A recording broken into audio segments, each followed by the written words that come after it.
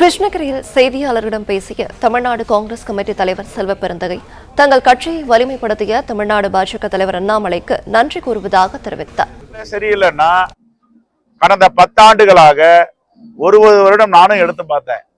கொள்ளைகள் குற்றங்கள் இந்த 3 ஆண்டுகள்ல அதை ஒப்பிடும்போது குறைவா தான் இருக்கு. நானும் அதுக்குள்ள போக விரும்பல. ஆனா சரியா அப்படின்னா சரியில்லை. 0 கிரைமா கொண்டு வரணும். அதுதான் எங்களுடைய பார்வை, எங்களுடைய விருப்பம், எங்களுடைய வேண்டுகோள். ஆனா இது குறிவைத்து ஆட்சியாளரை தாக்கப்படுகிறார்களா என்பதை விட தலித்துகளை தாக்கப்படுகிறார்கள்.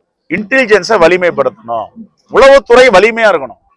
சட்டம் ஒழுங்க பாக்குற ஆய்வாளர் சட்டம் ஒழுங்க பார்க்கணும். கிரைம் குற்றங்களை பார்க்கிற ஆய்வாளர் அதை பார்க்கணும்.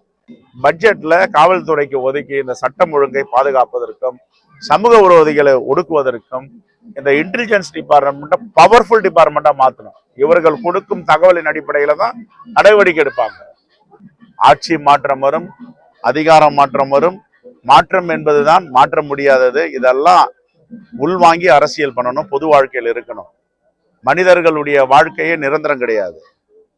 அதெல்லாம் படிக்கணும். அண்ணாமலை எல்லோரையும் கடிக்கலாம், குதறலாம், வாய்க்கு வந்த மாதிரி பேசலாம், வயது வரம்பு இல்லாமல் பேசலாம், இறந்து போன தலைவர்களை பத்தி கொச்சப்படுத்தலாம் அப்படின்றதெல்லாம் இந்த யுனைடெட் கிங்டம் யூகேவுடைய தேர்தல் முடிவுகளெல்லாம் அவர் யோசிக்கணும்.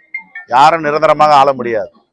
இப்ப பாருங்க, நாங்க ஒண்ணுமே செய்யல. ஒரு 10 நாளா அண்ணாமலை பேசுறார், காங்கிரஸ் கட்சி வைப்ரண்ட் ஆயிடுச்சு. நாங்க யாரை பத்தி எதனா பேசணுமா? நாங்க அரசியல் பேசுறோம், உண்மையை பேசுறோம், நேர்மையா பேசுறோம். அவர் ஒரு தனிநபர் தாக்குதல் பண்ணாரு. காங்கிரஸ் கட்சிக்காரங்கெல்லாம் இந்த தேச விடுதலைக்காக போராட்டவங்க.